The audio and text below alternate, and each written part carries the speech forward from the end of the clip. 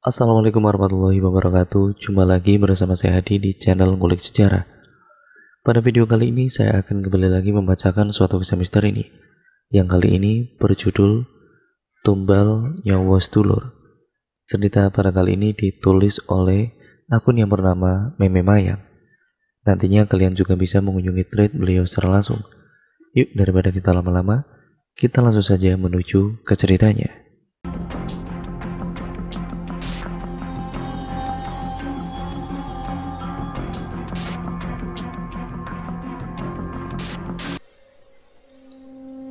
Bulik Sri itu enggak salah, Nduk. Bulikmu itu kejuk usuk maneh karo jin iku mergo ilmu saka mbah buyutmu sing urung sempurna tapi wis ditinggal sedo. Cerita ini aku tuliskan berdasarkan kisah nyata. Menurut kisah yang aku alami saat berumur 7 tahun sampai saat ini, sebagai bentuk hal untuk mengenang salah satu bibiku yaitu Bule yang harus menghadapi kejamnya ilmu kejawen rawa rontek sampai titik akhir kehidupannya. Perkenalkan, namaku Mayang. Dalam keluargaku aku biasa dipanggil dengan nama tengahku yaitu Galuh. Aku lahir dari seorang ibu yang memiliki kehidupan masa kecil cukup kelam, seram dan mencekam. Sampai aku berumur 7 tahun, ibuku baru berani mengajakku ke rumah itu, rumah nenek. Berada di Desa Geneng, Kabupaten Ngawi. Rumah itu masih berbentuk seperti rumah joglo tua yang terlihat sangat kental dengan aura mistisnya bahkan sampai saat ini. Mama panggilanku pada ibu. Menghabiskan masa kecilnya di rumah itu dengan penuh cerita kelam di dalamnya.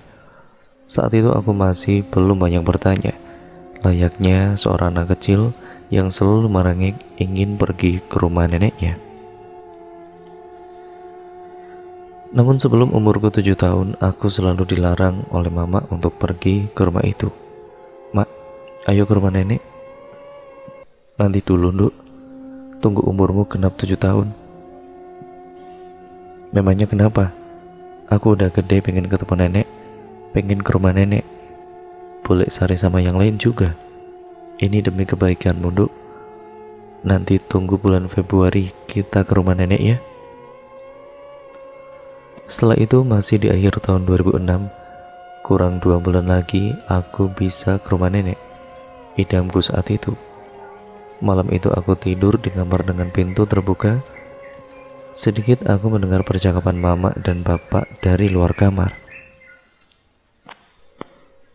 Gimana keadaan Sani sekarang? Aman gak bawa Galuh ke rumahnya Simbah? Suaranya bapak. Aku ditelepon sama Yanto, suami Bule. Serius mendingan, insya Allah aman. Kenapa mak sama Bule Sri? Oh, panggilanku ataupun panggilan kecilku pada Bule Sari yang saat itu masih susah untuk menghafal nama aslinya. Gak apa-apa, Nduk. Bule Sri lagi sakit.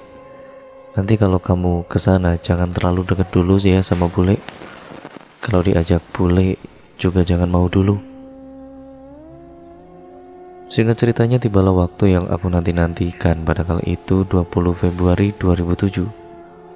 Genap 7 tahun umurku, masih ingat dengan jelas saat itu aku pulang sekolah dengan baju merah putihku.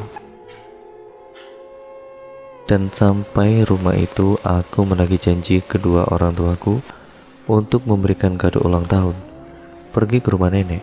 Kedua orang tuaku pun tidak ingkar janji. Mereka benar mengajakku pada hari Sabtu. Setelah pulang sekolah, aku berangkat dengan diboncengkan, yaitu dibonceng tengah menggunakan sepeda motor. Di perjalanan masih teringat dengan jelas ibu tidak henti-hentinya berdoa. Entah doa apa yang diucapkannya, kurang lebih 1 jam perjalanan yang kami tempuh.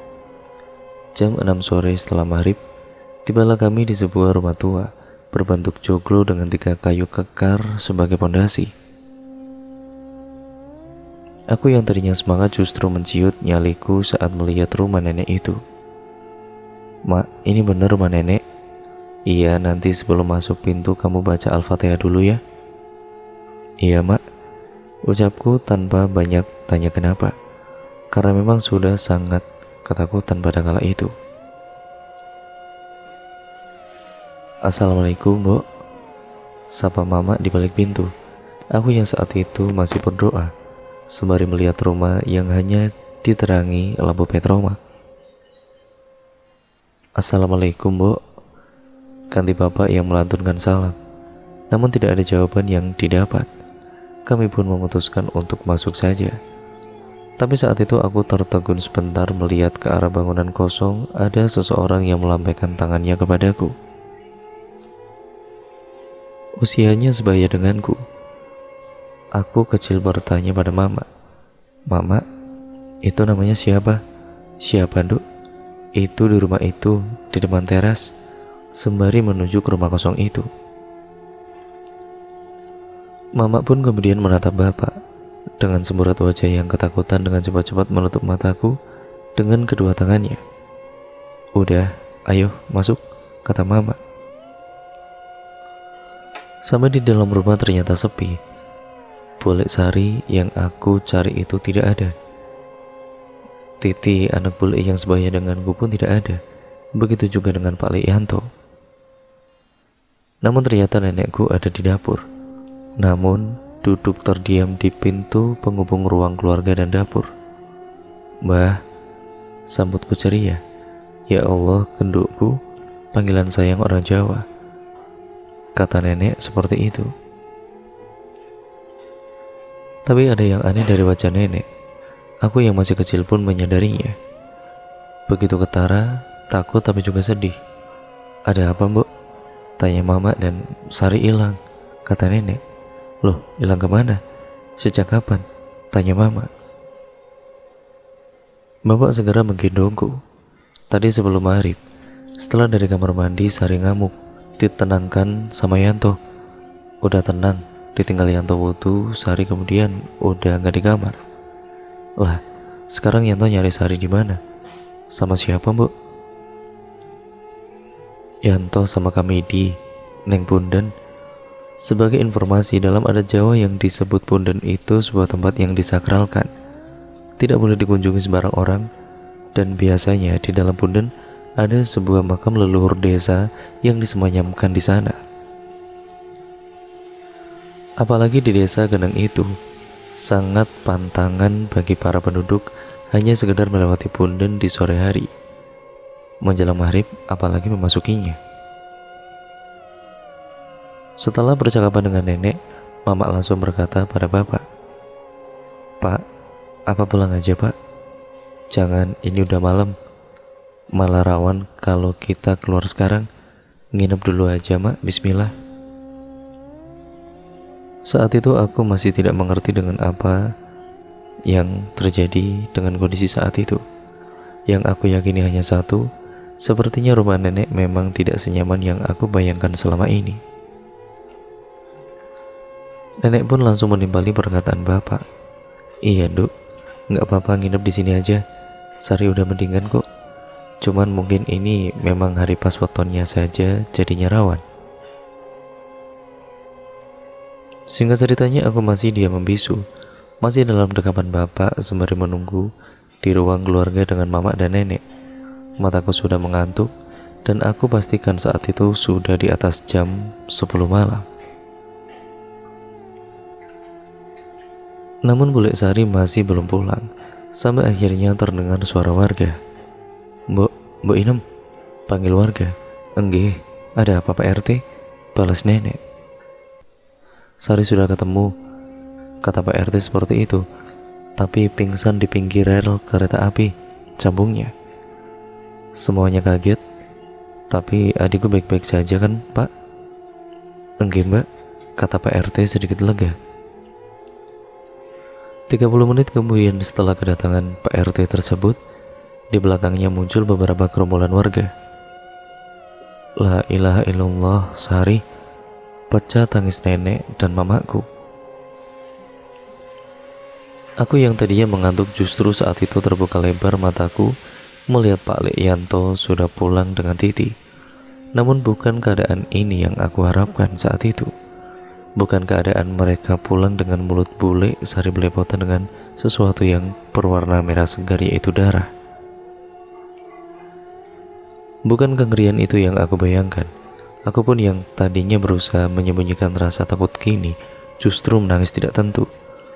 Keadaan bule saat itu digotong 3 orang, salah satunya oleh Pak Leyanto.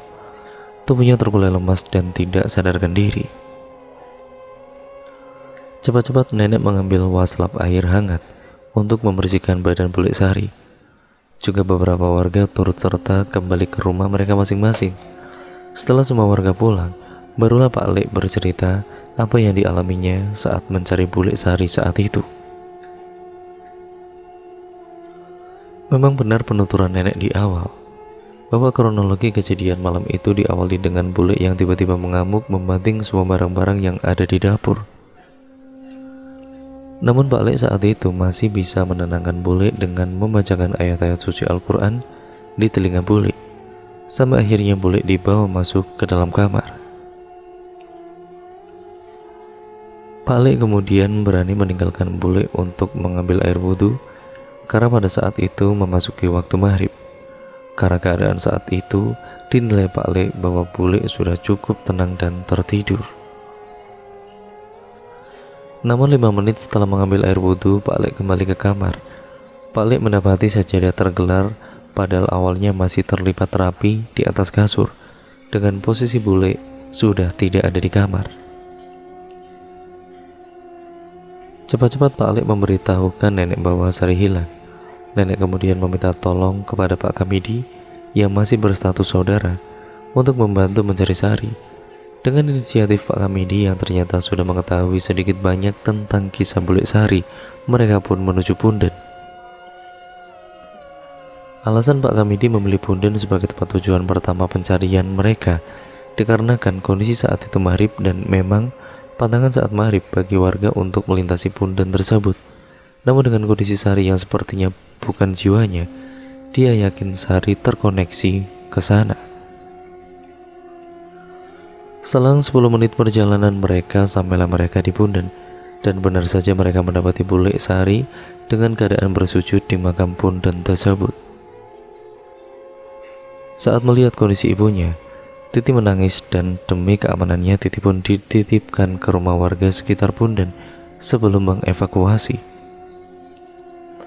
Setelah dirasa kondisi cukup aman, Pak Lek masuk ke dalam Punden dengan Pak Kamidi sembari merapalkan doa yang ia bisa dengan mengucapkan salam. "Bu, ayo pulang bu," kata Pak Lek kepada bule yang masih dalam posisi sujud. Tidak ada jawaban dan hanya bicara kompat kami tidak jelas. "Sar, ayo pulang. Di sini bukan rumahmu, Sar," kata Pak Kamidi sembari memegang kepala bule dengan merapalkan entah bacaan apa itu. Pak Lek pun kemudian tidak mengerti sama sekali. Yang jelas niat Pak Kamidi baik. Saat kepala bule dipegang oleh Pak Kamidi, tiba-tiba dalam Punden ada burung gagak. Burung itu hitam pekat, mata merah dengan ukuran yang cukup besar, bertengger di atas makam sambil melihat ke arah bule. Saat itu bule mendongakkan kepalanya dan melihat dengan tatapan penuh benci kepada Pak Kamidi, dan dengan tatapan seperti ingin membunuh gagak itu. Setelah itu, bule bisa dibujuk untuk pulang, namun baru sekitar 7 langkah bule meninggalkan Punden, bule mengamuk lagi. Kali ini Pak Lek menjadi saksi bahwa saat itu bule bukan berlaku seperti seorang manusia, namun dia berperilaku seperti hewan kera dengan berjalan menggunakan tangan dan kakinya. Dan anehnya, kekuatan bule bertambah berkali-kali lipat. Bahkan Pak Yanto yang berbadan kekar bersama Pak Kamidi pun terhuyung saat berusaha untuk mencegah bule Sari. Namun naas mereka justru jatuh tersungkur dan kembali kehilangan jejak bule yang berlari cepat seperti kera. Saat itu mereka cepat-cepat bangkit, kemudian mencari lagi posisi Sari berada di mana sembari meminta tolong Pak RT untuk mengirimkan warga membantu mencari. Warga berbondong-bondong mencari bule. mulai dari menyusuri sungai, kembali kebun dan sawah, bahkan kebun-kebun milik warga. Mereka pun semua tidak berekspektasi bahwa bule saat itu berada di lintasan kereta api. Karena memang tidak mungkin bagi seorang manusia bisa mencapai rel tersebut karena posisinya yang tidak dapat diakses untuk mencapai di atas. Namun salah seorang warga mendapati seseorang pengendara pancal berusia tengah baya berteriak sembari menatap ke atas rel. Benar, bule berada di atas sana dengan posisi separuh badan hampir jatuh ke bawah. Dengan panik warga itu memanggil bantuan orang-orang lain. Pak Le saat itu sangat kaget. Bagaimana bisa istrinya sampai di sana?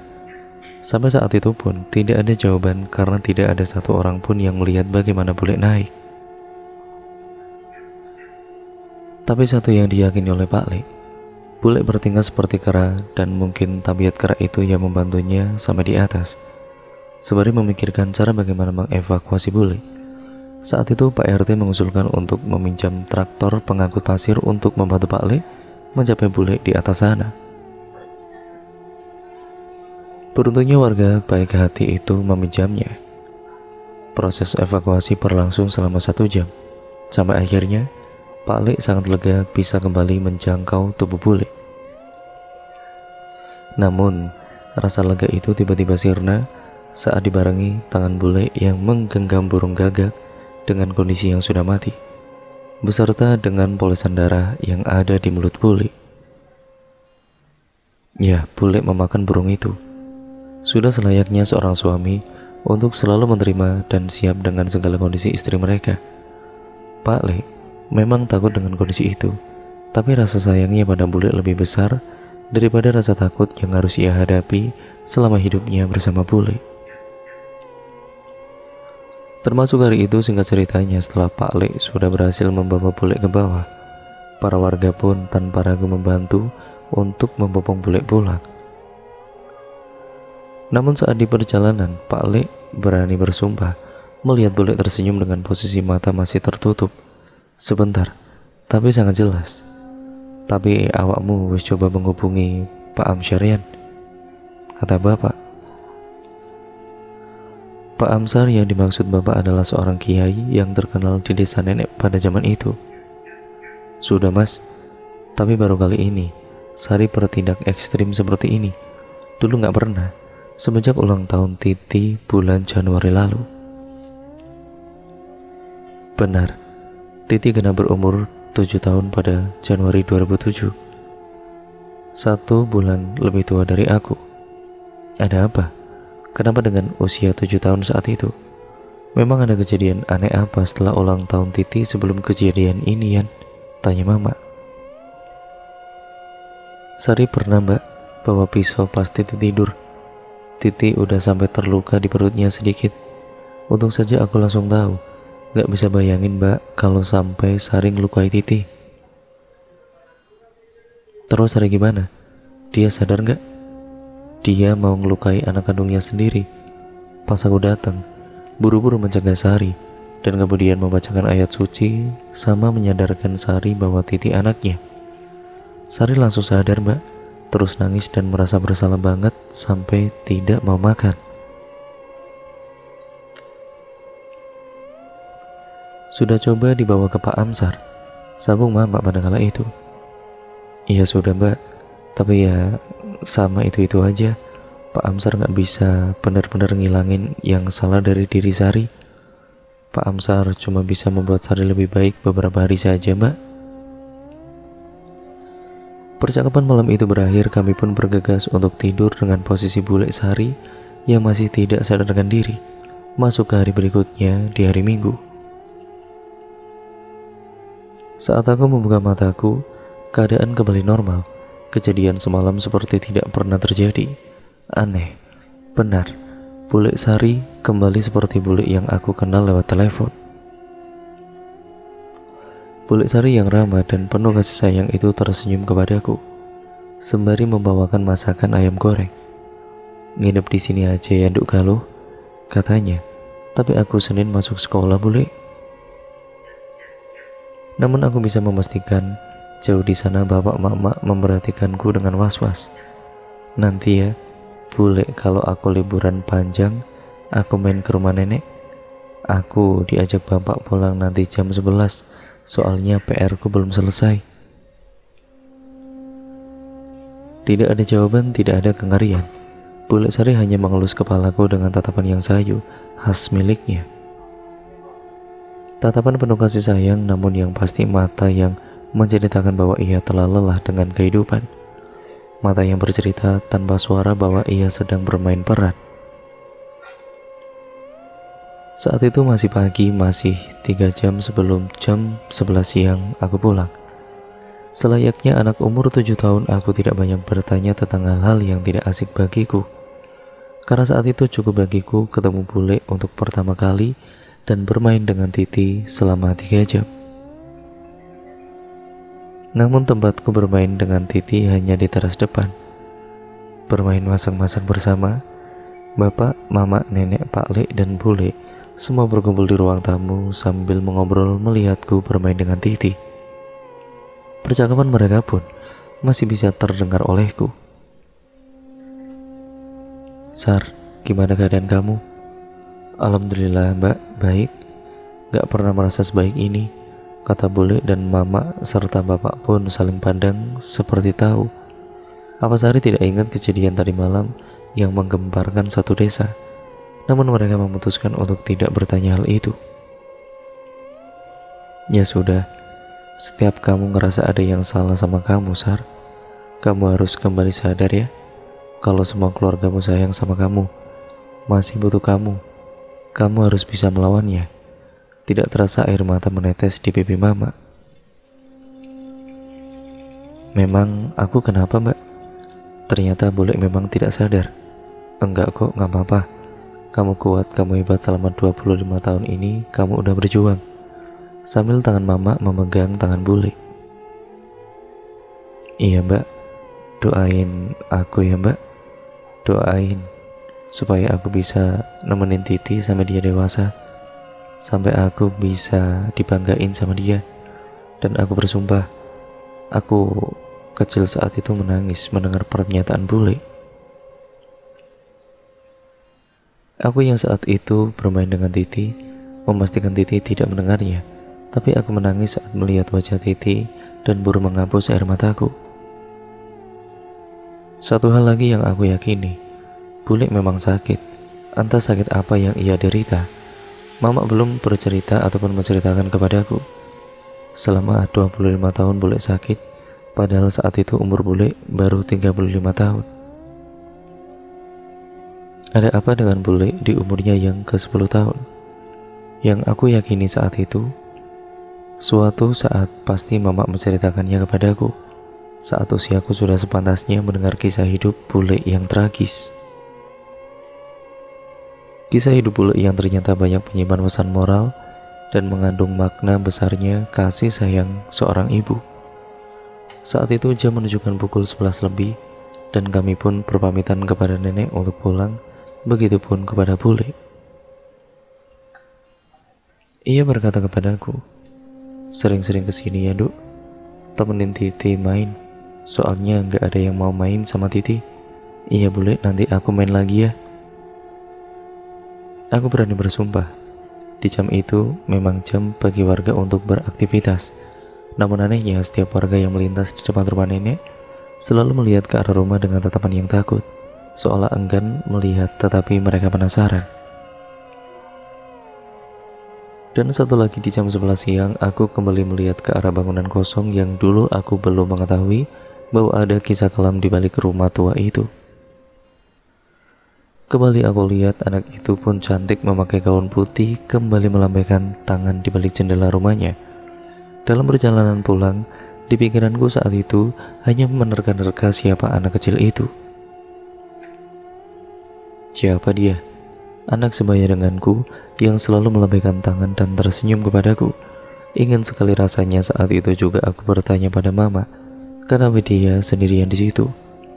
Kenapa aku tidak boleh bermain dengannya? Namun semua pertanyaan itu tertutup dengan sebuah pertanyaan yang lebih menguasai pikiranku. Bule sakit apa? Dengan berani aku bertanya pada mama meskipun sudah tahu jawabannya. Mama saat itu memberikan peringatan yang lebih dapat kupahami. Lebih tepatnya pengertian yang lebih dapat aku pahami. Selayaknya anak berusia 7 tahun lebih 5 hari. Bule udah lama sakit, Duk. Sakitnya bule itu suka main-main boneka-bonekaan kayak kamu.